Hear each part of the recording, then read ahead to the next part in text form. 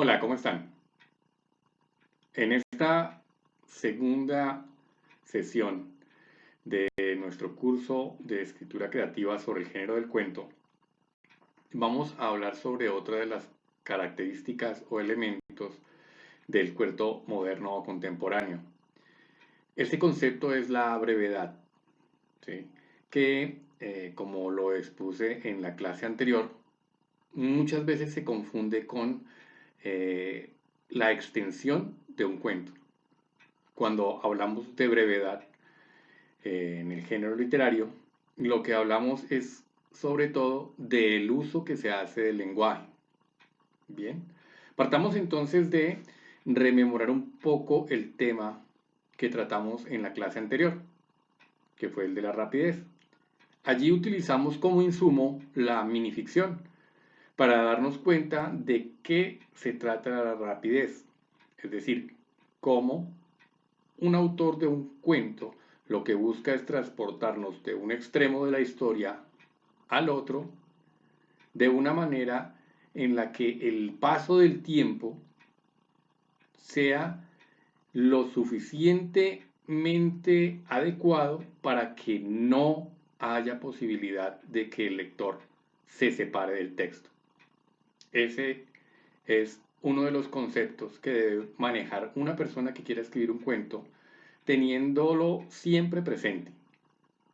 Debe apelar a la rapidez, lo que no sucede en la novela, a pesar de que veamos que hay algunos rasgos que, por ser género de la narrativa, parecieran ser lo mismo. Bien, vamos entonces hoy a partir de la base que en la antigua Grecia, ¿sí?, a la cual también recurrimos en nuestro taller pasado, no se conocía o no había ese concepto, esa limitación exacta entre lo que hoy conocemos como poeta, escritor de ficción o narrativa o cronista, ¿cierto? Y era uno solo el poeta, es decir, se conocía a alguien que contaba una historia o hacía una alegoría de una emoción, ¿sí?, como poeta.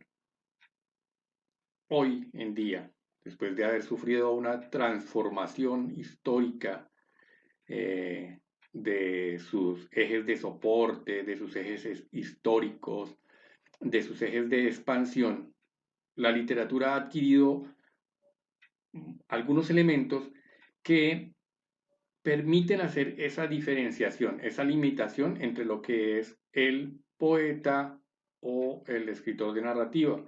Pero en realidad lo que vamos a ver es que, o lo que si nosotros rememoramos un poco, es que en esa época de la antigua Grecia, fuera una historia o fuera un poema, como lo conocemos hoy, todo se hacía en verso, es decir, que lo que estamos hablando es del uso que se le da al lenguaje para entender por qué un cuento se diferencia de una novela. Eso hasta ahí. Vamos entonces a ir desglosando uno a uno algunos de los elementos que hacen que un cuento sea cuento y se diferencie de otros géneros literarios modernos. Entonces, lo que vamos a mirar allí, ¿sí?, lo que vamos a estudiar es alrededor del texto de la técnica del cuento basado en las cartas que a Anton Chekhov compartía con algunos de sus contemporáneos, ¿no? Entre ellos su hermano, que también se dedicaba a la escritura. Bien, vamos entonces a ir analizando uno por uno.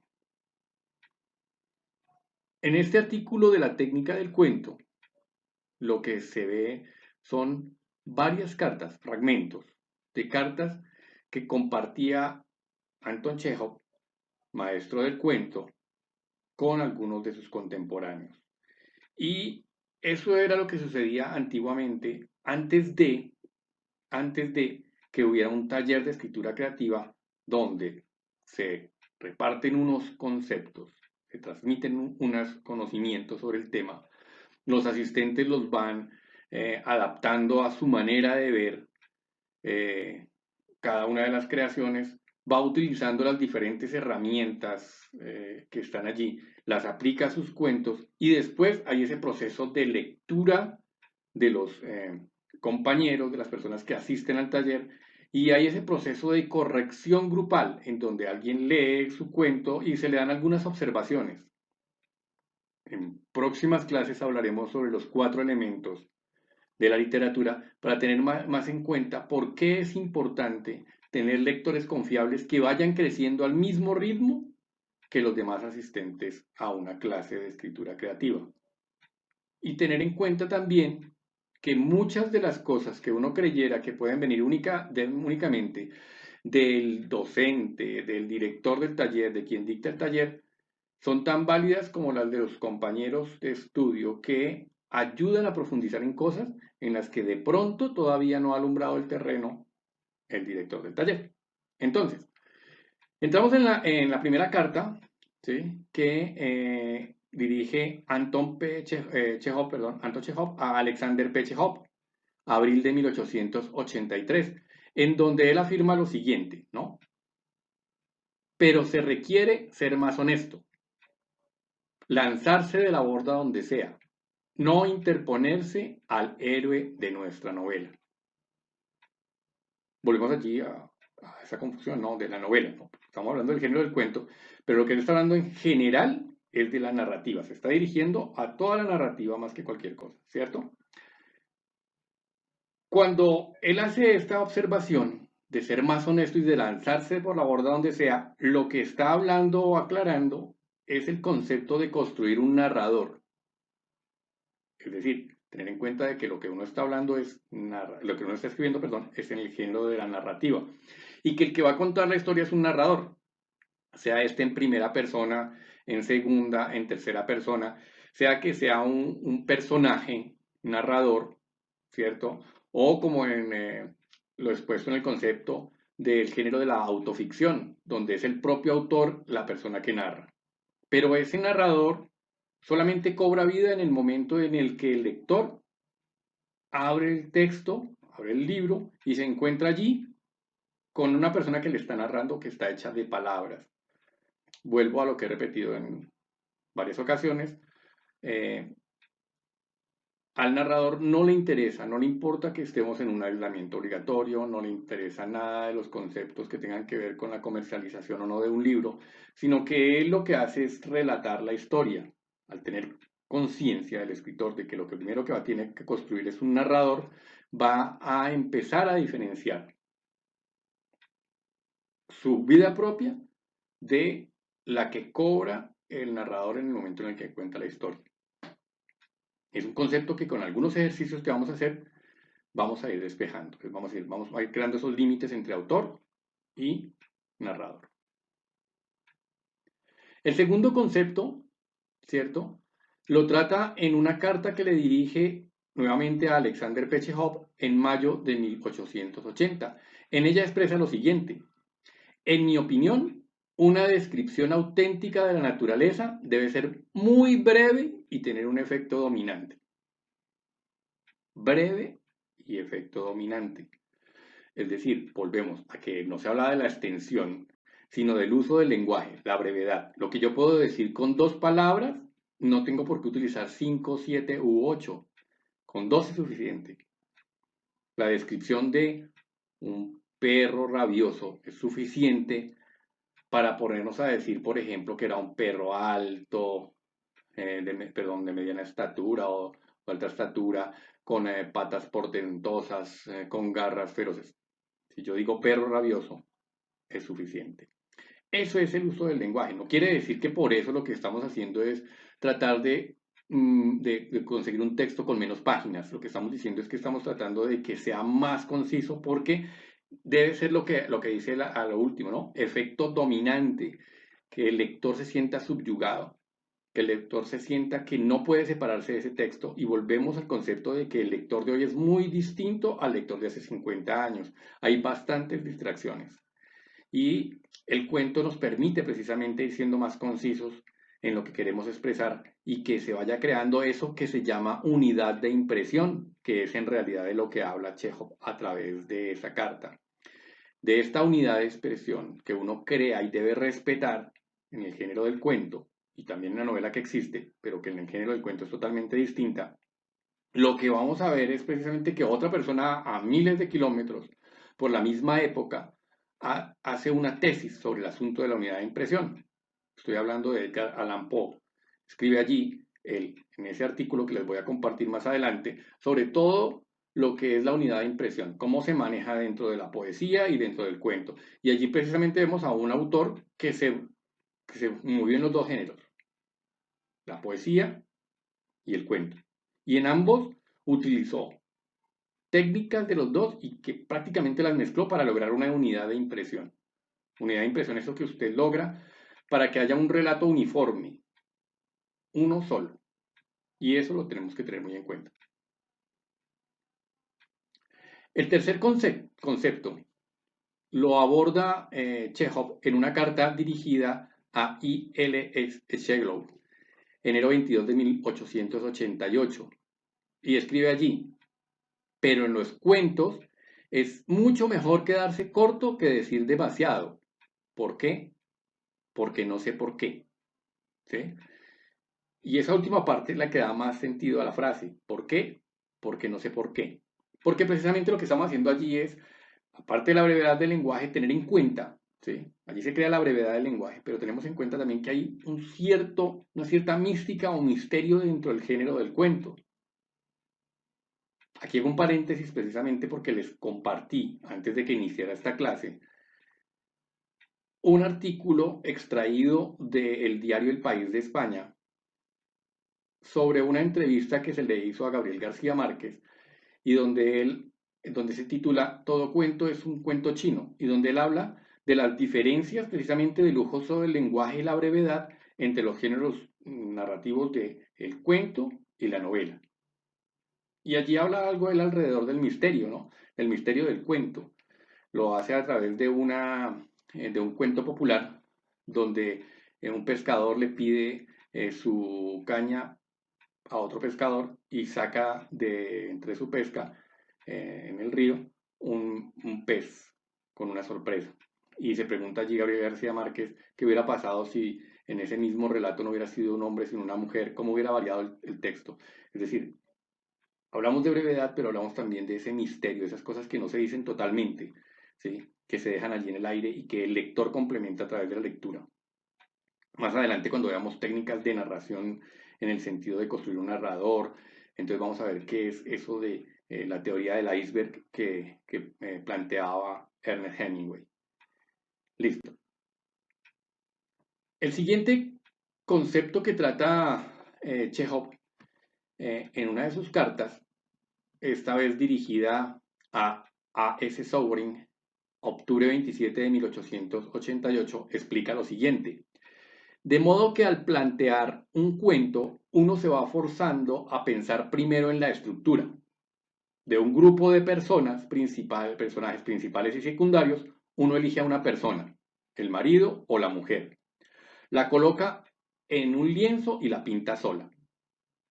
Y el resultado es algo como la bóveda celeste, una enorme luna con muchas estrellitas alrededor. Él también decía, como una moneda con muchas moneditas alrededor, ¿cierto? Como uno cogiera una moneda, un grupo de monedas, las soltara encima de un mantel y se viera en la mitad una gran moneda y el resto moneditas, igual que la bóveda celeste, una estrella alumbrada y algunas estrellitas allí.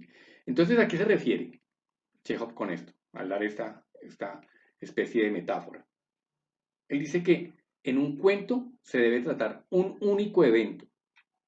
Algunos pueden decir, bueno, pero un cuento puede tratar de la vida de toda una persona. Un cuento puede tratar de la situación romántica y amorosa que nace en unos años y termina en otros.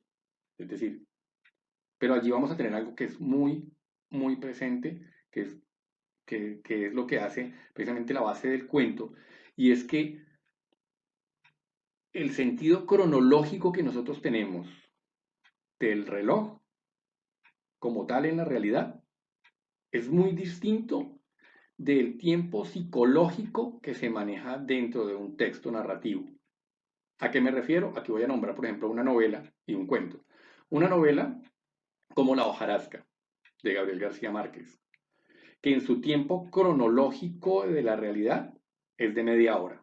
Son ciento y pico de páginas, 114, 116 páginas, en las que a través de una técnica narrativa que vamos a ver más adelante que se llama perspectivismo, tres personajes duran encerrados media hora dentro de una habitación. Pero, pero, el tiempo psicológico del asunto pareciera extenderse durante años, por el uso del lenguaje de los tres personajes allí, un niño, un coronel, la mamá del niño, que no quieren estar en esa habitación. Uno de los personajes cumpliendo un, compromiso moral, otra por acompañar a esa persona que está cumpliendo el compromiso moral, y un niño que es obligado, como cualquier otro niño, a estar en un presente en un sitio donde no quiere estar. Entonces el tiempo psicológico se va disgregando, pero la unidad de impresión, es decir, el tiempo psicológico, lo hace ver a uno como uno como lector como si fuera mucho más tiempo. En un cuento, por ejemplo, como el de William Faulkner, de Una rosa para Emily, se cuenta o se relata toda la vida de una persona, pero la persona que está narrando está en un solo sitio y es una sola persona y se narra sobre un solo evento, la vida de Emily, su romance, su manera de ver el amor, la forma en que se lo hace ver la sociedad a la que ella pertenecía. Entonces, lo que vemos es simplemente que hay que mirar un único evento. Voy a relatar tal cosa, pero es ese único evento el que voy a relatar. Esa es otra de las características que hay que tener muy en cuenta cuando se está creando la estructura de un cuento. El siguiente concepto lo vemos en una carta que dirige Anton Chekhov a A.S. Souvorin en abril 1 de 1890. En ella expone lo siguiente: verás, para describir lo que son los ladrones de caballos, en 700 líneas debo hablar y pensar todo el tiempo en su tono y sentir su espíritu. Entonces allí lo que nos dice Chekhov es que la descripción lo es todo. Y es algo que en el concepto personal mío, ¿sí?, incluyo en los textos que escribo. Tengo en cuenta que la descripción lo es todo. Es decir, que hay que ser honesto, que si yo voy a describir a un personaje de la calle, debo poder estar pensando todo el tiempo en el tono que él utiliza, la forma en que habla, la forma en que se expresa, cómo se viste, de dónde viene, para dónde va, por qué su concepto de ver la vida como ve y de expresarla a través de las palabras o no. Si estoy hablando de un personaje, un profesor, eh, un vendedor de la galería, el cotero que maneja allí los bultos, un arquitecto, un ingeniero, para describir a un grupo de personas, a personas que se dedican a un mismo oficio, en vez de crear estereotipos, lo que yo tengo que hacer es pensar en su tono particular y crear muy bien a ese personaje. Eso lo vamos a ver adelante en las técnicas de descripción de personajes, de lugares, de situaciones, de emociones. Pero lo que está diciendo en general del género del cuento, Chekhov, es eso, ¿no? La descripción no es todo y hay que atenerse a hacer unas muy buenas descripciones. Hay que mirar esa piedra de toque que tiene el buen escritor, que es la descripción. Y allí va a entrar algo relacionado más adelante con lo que vamos a ver, que es el resumen, que es el diálogo, cómo una historia avanza según el pensamiento psicológico que otros escritores fueron incluyendo allí en su obra, el pensamiento, la memoria y demás. Bueno, como último, en la última carta que está allí, el último fragmento de la carta que está allí en este artículo, dirigida ese fragmento a EMS, ¿cierto? Noviembre 17 de 1895, escribe lo siguiente, Chekhov: tienes un defecto que, en mi opinión, es el siguiente: no corriges tus cuentos y por consiguiente se ven floridos y sobrecargados. Uno pensaría que escribir, y sobre todo escribir literatura, muchas veces requiere de palabras, adjetivos, sustantivos, los más exaltados y los más rebuscados a veces, los más florimpondios, digámoslo, ya más coloquialmente, ¿cierto? Para colocarlos en todo el texto. Y entonces resulta un texto resultón, un texto que en algún momento impresiona por la cantidad de palabras que utiliza, pero que no deja ver en realidad la figura narrativa que uno quiere expresar, ¿cierto? Y a lo que se refiere Chekhov con esto es que la corrección lleva al éxito de lo relatado. Una vez terminado el texto, hay que ir mirando qué hay que podar de allí o qué hay que colocar un poquitico más. Si el texto está muy plano, y más adelante vamos a hablar precisamente de eso que se llama tono, porque el escritor tiene que ir desarrollando poco a poco su oído, igual que un músico. Debe saber que una palabra expresa tal emoción y tal otra no. Algunos de los grandes escritores, maestros del género del cuento y de la poesía, como lo fue Jorge Luis Borges, no creían en los sinónimos, igual que Flaubert, el escritor francés, igual que Maupassant. Todos pensaban en que había una palabra específica que debía remarcar esa emoción que el lector debía sentir. Y no había otra que la reemplazara. Bueno, como último entonces, para que complementemos todo lo que es esta clase, proponemos un ejercicio escrito, que es el siguiente y es muy sencillo. Vamos a, en una página, en una hoja, perdón, en una hoja tamaño carta, escribir un solo evento que nos haya sucedido. Todavía no necesitamos que sea la estructura de un cuento, pero vamos a ir a relatar un solo evento. El día que fuimos al parque de picnic y salió por allí lo que llaman coloquialmente en lo popular una ronda de hormigas y se subió por el mantel y nos atacó a todos. Un solo evento, uno solo. No más. No necesitamos que tenga la estructura de un cuento, que todavía tenga personajes, no. Simplemente algo que es el boceto sobre el que podemos ir trabajando un cuento e ir adaptando todas estas herramientas que estamos viendo durante el curso para irlas metiendo dentro de ese texto y ir viendo el progreso que tiene el mismo texto. Bueno, espero que para ustedes como para mí haya sido un placer encontrarlos. Muchas gracias, nos vemos la próxima clase.